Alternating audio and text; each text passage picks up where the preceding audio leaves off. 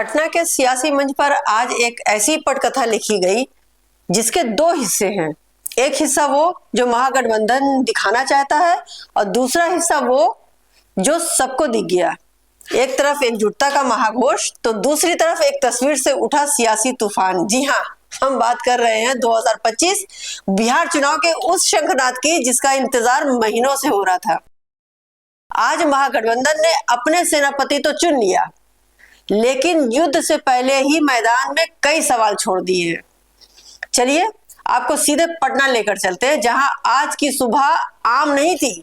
हवा में सियासी सरगर्मी थी, कैमरे की फ्लैश थी और नेताओं के चेहरे पर भविष्य की चिंता और उम्मीदों की लकीरें थी। आरजेडी मुख्यालय के बाहर कार्यकर्ताओं का हुजूम लगा हुआ था और अंदर एक मंच पर बिहार की सियासत के कई दिग्गज एक साथ बैठे हुए थे। नमस्कार, मैं नाहिद और आप देख रहे हैं एक संदेश। अगर आप हमारे चैनल पर नए हैं तो प्लीज इसे सब्सक्राइब जरूर करें और वीडियो को आखिर तक देखें। सबसे पहले बात उस बड़े ऐलान की जिसके लिए ये पूरी महफिल सजी थी। आरजेडी, कांग्रेस और वाम दलों के तमाम बड़े नेताओं की मौजूदगी में महागठबंधन ने बिहार विधानसभा चुनाव 2025 के लिए अपने मुख्यमंत्री चेहरे की घोषणा कर दी। वो चेहरा था तेजस्वी यादव जी का। जैसे ही ये ऐलान हुआ, हाल में तालियों की गड़गड़ाहट से गूंज उठा।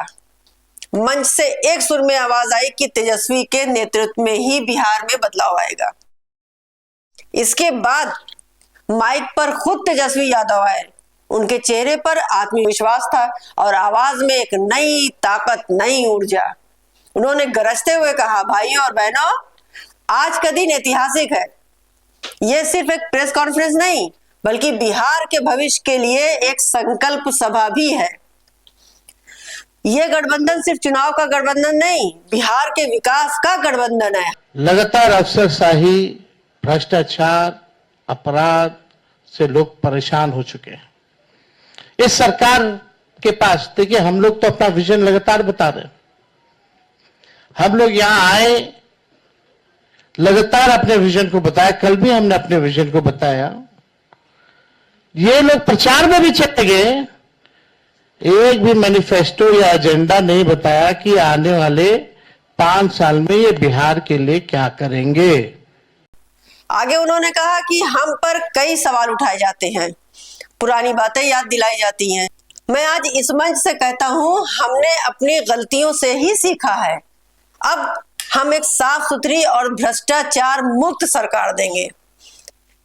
हमारा लक्ष्य है कि हम पढ़ाई, दवाई, कमाई, सिंचाई और सुनवाई वाली सरकार बनाना। ये जो उम्मीद, जो विश्वास आप लोगों ने हम पे जताया है, उस उम्मीद पर हम जरूर खरे उतरेंगे और मिल करके जो डबल इंजन की सरकार है, एक इंजन भ्रष्टाचार में है, एक इंजन अपराध में है, ऐसी 20 साल पुरानी निकम्मी सरकार को हम लोग उखाड़ करके फेंकेंगे। ये वो हेडलाइन थी जो महागठबंधन आज पूरे देश को देना चाहता था।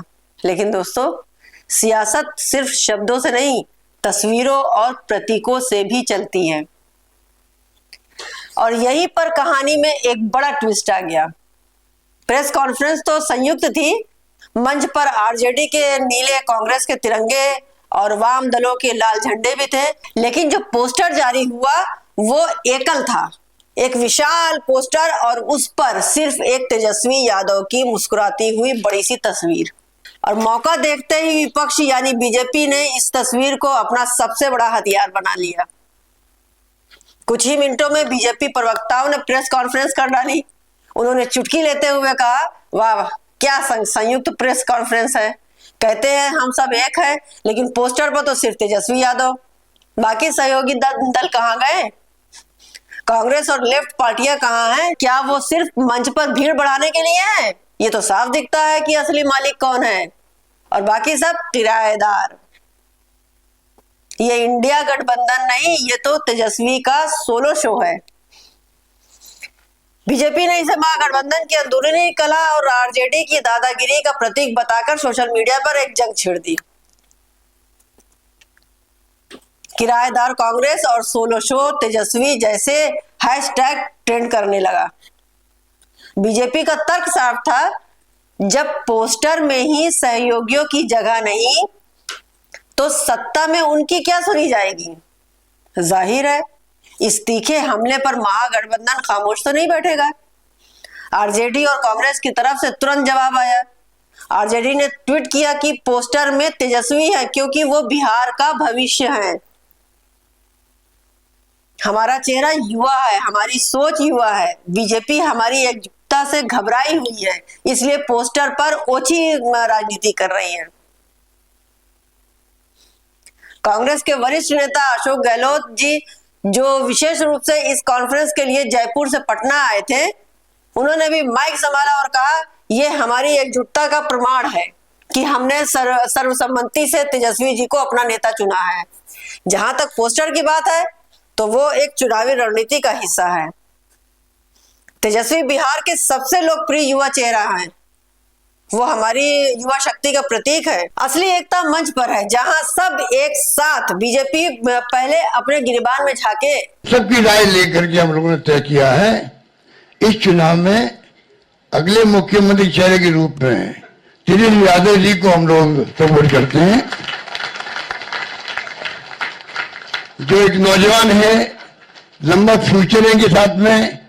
और मेरा अनुभव से मैं कह सकता हूं, जिसका लंबा फ्यूचर होता है पब्लिक उनको साथ देती है। ये नौजवान है, कमिटमेंट रखते हैं।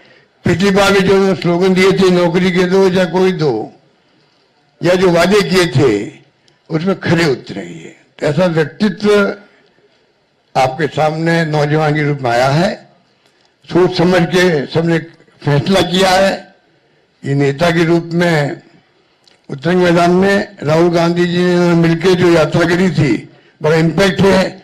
सब मिलकर संकल्प किए हुए हैं कि जो हालात देश के हैं, देश हित के अंदर और देश चाहता है उसके अनुसार हम चाहेंगे कि बिहार में ये जो लंबे समय तक नीतीश कुमार जी रहे हैं सत्ता में, अब कुछ कर नहीं पा रहे। अब तो हम पूछना चाहते हैं अमित शाह जी से, इनकी पार्टी के अध्यक्ष जी से, क्या बताइए, हमारा नेता तो हो गया तेजस्वी यादव, आपका नेता कौन है बता दीजिए।